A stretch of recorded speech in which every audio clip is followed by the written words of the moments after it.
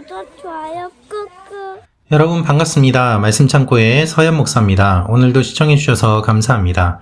여러분의 구독과 좋아요, 알람 설정으로 저희 채널을 응원해주세요. 항상 함께 해주셔서 감사합니다. 오늘은 열왕기하 2장 1절부터 14절 말씀입니다. 오늘 말씀은 믿음으로 갑절의 영감을 구한 사람의 이야기가 기록되어 있습니다.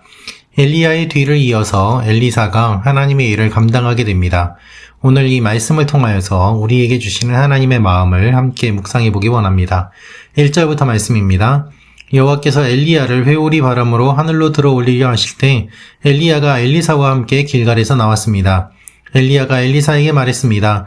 여기 있어라. 여호와께서 나를 베델로 보내셨다. 그러자 엘리사가 말했습니다. 여호와의 살아계심과 선생님의 살아계심을 두고 맹세하는데 저는 선생님 곁을 떠나지 않겠습니다. 그리하여 그들은 베델로 내려갔습니다. 베델에 있던 예언자의 제자들이 엘리사에게 나와 물었습니다. 여호와께서 당신의 선생님을 오늘 데려가려고 하시는데 알고 계십니까? 엘리사가 대답했습니다. 나도 알고 있으니 조용히 하여라. 그러자 엘리야가 엘리사에게 말했습니다. 엘리사야, 여기 있어라. 여호와께서 나를 여리고로 보내셨다. 그러자 그가 대답했습니다. 여호와께서 살아계심과 선생님의 살아계심을 두고 맹세하는데 저는 선생님 곁을 떠나지 않겠습니다. 그리하여 그들은 여리고로 갔습니다. 여리고에 있던 예언자의 제자들이 엘리사에게로 와서 물었습니다. 여호와께서 당신의 선생님을 오늘 데려가려고 하시는데 알고 계십니까? 엘리사가 대답했습니다. 나도 알고 있으니 조용히 하여라. 엘리야가 엘리사에게 말했습니다. 여기 있어라. 여호와께서 나를 요단강으로 보내셨다. 그러자 그가 대답했습니다. 여호와의 살아계심과 선생님의 살아계심을 두고 맹세하는데 저는 선생님 곁을 떠나지 않겠습니다. 그리하여 그들 두 사람은 계속 같이 갔습니다. 예언자의 제자 50명이 멀리서 요단강 앞에 서 있는 엘리야와 엘리사를 쳐다보고 서 있었습니다. 엘리야가 자기 겉옷을 둘둘 말아 강물을 내리쳤습니다. 그러자 강물이 양쪽으로 갈라졌고 그들 두 사람은 마른 땅을 밟고 건너가게 됐습니다.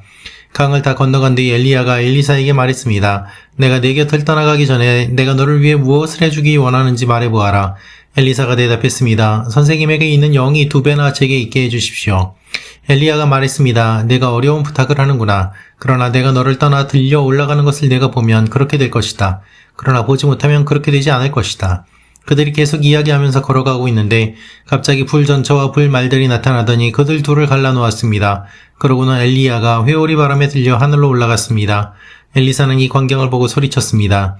내 아버지여 이스라엘의 전처와 마병이여. 엘리사는 엘리야가 더 이상 보이지 않자 자기 겉옷을 잡아 찢었습니다. 그는 엘리야가 떨어뜨린 겉옷을 집어들고 돌아가 요단강 두개에 섰습니다. 그러고는 엘리야가 떨어뜨린 겉옷을 잡아 요단강 물을 내리치며 말했습니다. 엘리야의 하나님 여호와여, 지금 어디 계십니까? 그가 강물을 치자 강이 양쪽으로 갈라졌습니다. 그가 강을 건넜습니다. 여러분, 오늘 말씀을 보면 1절에 하나님께서 엘리야를 회오리 바람으로 들어 올리려고 하실 때라고 되어 있습니다. 하나님께서 왜 엘리야를 데려가려고 하실까요? 그것은 잘 모릅니다. 하나님께서 하시는 일이기 때문입니다. 하나님의 일은 하나님께서 하십니다. 일일이 다 우리에게 설명해 주시지 않습니다. 우리가 기억하고 중요하게 여겨야 될 것은 무엇인가 하면 하나님께서 하신다는 것입니다. 전적인 하나님의 주권입니다. 그런데 하나님께서 엘리야를 회오리 바람으로 들어 올리려고 하시는 것을 엘리야도 알고 또한 엘리사도 알고 엘리야의 제자들도 알고 있었음을 오늘 본문을 통해서 우리가 볼 수 있습니다. 그래서 엘리야가 떠날 것을 알고 있기 때문에 언제 하나님께서 그를 들어 올려 가실지 그들은 항상 주목하게 되었던 것이죠. 오늘 보면은 여러 장소가 나오고 여러 사건이 나옵니다. 그런데 오늘 본문을 우리가 요약해서 보면 오늘 본문의 내용은 하나님께서 이스라엘 백성들을 출애굽시키시고 가나안으로 인도하시는 내용과 유사하고 그것의 축소판이라고 할 수 있을 정도입니다. 하나님께서 이스라엘 백성들을 구원하시는 그 과정이 출애굽 여정이었는데 그 출애굽 여정의 그 사건이 오늘 말씀에 축약되면서 하나님께서 엘리야를 들려 올려보내신 이후에 엘리사에게 이 구원의 사역을 계속해서 맡아서 할 것을 여러 사건을 통해서 보여주시는 것을 우리가 볼 수 있는 것입니다. 길갈에서 나왔다라고 되어 있습니다. 길갈은 하나님께서 수치를 굴려 보내신 곳입니다. 그 다음에 어디로 갑니까? 베델로 보내셨다 해서 베델로 이동을 합니다. 그래서 그들은 베델로 내려가죠. 그리고 또 여러 지역으로 내려가는 것을 보게 되는데요. 베델과 또 길갈과 이런 곳들은 다 이스라엘 백성들이 출애굽하고 가나안 땅에 들어가는 그 부분들과 연관이 되어 있고 또한 승리했던 지역들과 연결이 되어 있습니다. 즉 하나님께서 승리하게 하실 것을 보여주는 본문이기도 합니다.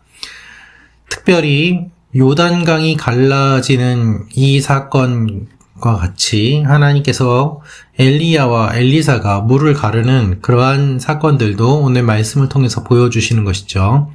따라서 오늘 본문은 매우 짧은 본문이긴 합니다만은 이 안에 여러 내용들과 사건들과 하나님의 구속사적인 내용이 기록되어 있음을 우리가 볼 수 있습니다. 또한 리더십의 이양이 이루어지고 있는 것도 볼 수 있습니다. 엘리야가 여러 곳을 갑니다. 그런데 이렇게 엘리야가 여러 곳을 가는데 엘리사가 그 옆에 떠나지 않고 계속해서 함께 이동을 하는 것을 보게 됩니다. 4절도 여리고로 보내셨다고 할 때 그가 여리고까지 또한 가고 떠나지 않겠습니다 라고 계속해서 이야기하면서 엘리야 옆에 엘리사가 계속 있을 것을 이야기하고 있는 것이죠. 이것은 무엇을 의미합니까? 엘리사가 집착하는 것이 아니라 하나님께서 어떤 일을 하시는지 그가 보아야 됨을 알고 있었고 또한 사역자로서 사명자로서 이 모든 일들을 그가 중요하게 여기고 또한 경험해야 됨을 알고 있었기 때문에 가능한 것이었습니다. 먼 길을 이동할 때 그는 포기하지 않고 계속해서 옆에 있었던 것이죠. 그래서 오늘 본문을 보면 엘리야가 이동을 하는데 엘리사는 떠나지 않겠습니다 라는 것이 여러 번 반복되는 것을 보게 됩니다. 오히려 예언자의 제자들이 엘리사에게 와서 물어봅니다.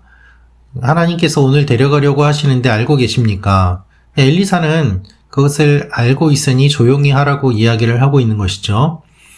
그럼에도 불구하고 엘리야 곁을 떠나지 않고 그는 계속해서 엘리야와 함께하고 있습니다. 그래서 6절을 보면 그리하여 그들 두 사람은 계속 같이 갔습니다 라고 되어 있습니다. 계속해서 같이 갔습니다. 계속해서 같이 갔습니다. 또한 예언자의 제자들도 같이 있어서 이 일들이 어떻게 이루어지는지를 그들이 보았던 것이죠. 결국 이렇게 모여들었던 50명은 리더십이 이양되는 것을 바라보는 증인이 되었습니다.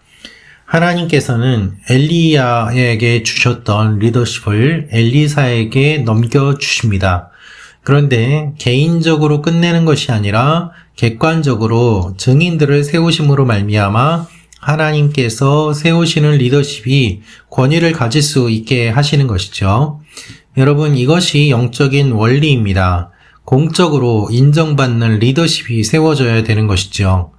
그렇지 않다면 반드시 문제가 생기게 되어 있습니다. 목회자로 세워지는 과정을 우리가 보면은 어떠한 일이 있을까요? 한 사람이 하나님의 마음을 품게 되고 헌신을 하게 됩니다. 그들이 신학교에 가게 됩니다. 그래서 항상 신학교에서는 목회자 추천서를 요구하고 있습니다. 그가 섬기는 교회에서 그는 어떠한 신앙생활을 하는지 공동체에 인정을 받는 사람이어야지 목회자로서 사역을 할 수 있다는 것입니다. 그런데 이 추천서를 무시하거나 또는 이 추천서를 거짓으로 쓰거나 이 추천서를 예의상 어쩔 수 없이 써줄 수밖에 없어서 써주는 그러한 모습으로 해서 신학교에 들어간다면 그가 나중에 사역을 할 때 어떠한 문제들이 일어날 수 있을까요? 아마도 많은 문제들이 일어날 것입니다. 공동체에서 그를 인정하지 않았는데 그런 사람이 공동체 리더가 된다면 반드시 문제가 생기게 되어 있는 것이죠. 그래서 우리는 오늘 말씀을 통해서 배워야만 합니다. 엘리야가 자기 겉옷을 둘둘 말아 강물을 내려쳤을 때 물이 갈라졌습니다. 요단강이 갈라지고 가나안 땅에 들어가게 되었던 그 일처럼 말이지요. 하나님께서는 이 사건들을 통하여서 하나님의 일을 보여주십니다. 엘리야가 보여주는 이 기적은 엘리야의 기적이 아니라 하나님께서 엘리야와 함께 하신다는 의미인 것입니다. 이 물이 마르게 갈라지게 된 이후에 강을 다 건너고 엘리야가 이제는 엘리사에게 말을 합니다. 내가 너를 위해서 무엇을 해주기를 원하느냐? 이때 엘리사는 지혜로운 대답을 하죠. 선생님에게 있는 영이 2배나 제게 있게 해주십시오. 갑절의 영감이 있기를 원합니다. 그런데 10절에서 엘리야는 이렇게 이야기합니다. 내가 어려운 부탁을 하는구나 라고 말입니다. 이 이야기는 갑절의 영을 주는 것이 어렵다라는 의미라기보다는 네가 결정하고 이렇게 구하는 것이 사역을 위한 것인데 그 사역의 길이 결코 쉽지 않다는 것을 의미하는 것입니다. 이렇게 이야기를 하고 나서도 내가 올라가는 것을 내가 보면 그렇게 될 것이고 보지 못하면 그렇게 되지 않을 것이다 라면서 하나님께서 보여주시는지 보여주지 않으시는지에 따라서 이 일들이 일어날 것을 이야기하고 있는 것이죠. 그때 하나님께서는 엘리야가 하늘로 올라가는 것을 엘리사에게 보여주십니다. 그리고 엘리사는 이 모든 일을 보게 되었습니다. 그리고 엘리사가 엘리야와 같은 기적을 보임으로 말미암아 하나님께서는 이제는 엘리야의 뒤를 이어서 엘리사가 이스라엘의 리더가, 영적 리더가 됨을 말씀하고 보여주시는 것이죠. 여러분, 이 사건을 통해서 우리가 알 수 있는 내용이 있습니다. 그것은 무엇인가 하면 이스라엘이 가지고 있는 영적인 죄악의 뿌리가 엘리사가 다 하지 못할 정도로 깊었다는 것입니다. 그래서 엘리야가 다 하지 못하는 것들을 엘리사가 이어서 할 수 있도록 하나님께서는 그렇게 하십니다. 또 하나 알 수 있는 것은 엘리야가 자기가 엘리사를 좋아하기 때문에 엘리사를 세우는 것이 아니라 하나님께서 원하시는 방법으로 끝까지 했다는 것입니다. 내가 아는 사람이기 때문에, 우리 지역 사람이기 때문에, 우리 동네 출신이기 때문에 그렇게 영적 리더를 세우는 것이 아니라 하나님께서 원하시는 방법으로 하나님의 아름다운 일들이 이루어지도록 그렇게 하시고 기름을 부어 주셨다는 것이죠. 여러분, 갑절의 영감을 우리는 구해야만 합니다. 그것을 주시는 분은 성령님이십니다. 그리고 그렇게 할 때 우리의 유익을 위해서가 아니라 하나님의 유익을 위해서, 하나님의 영광을 위하여 그 일들을 사용하고 감당하게 될 것입니다. 사랑하는 말씀 창고 가족 여러분, 우리는 무엇을 구하고 있습니까? 갑절의 영감을 구하는 지혜로운 영적 리더가 필요합니다. 큰 교회를 구하고 많은 성도를 구하는 것이 아니라 진정 하나님 앞에 무릎 꿇고 하나님을 정말로 목마르게 갈망하는 그러한 리더가 필요한 시대가 되었습니다. 그래서 우리는 모두 그러한 리더가 되도록 기도해야 되고 그러한 리더를 세우도록 기도해야 되는 것이죠. 오늘 이 말씀을 기억하며 하나님 앞에 간구하며 나아가는 여러분과 제가 되기를 원합니다. 기도하겠습니다. 아버지 하나님, 우리도 갑절의 영감을 구하는 사람들 되게 하시고 하나님의 일들을 감당하게 하여 주옵소서. 예수님의 이름으로 기도합니다. 아멘.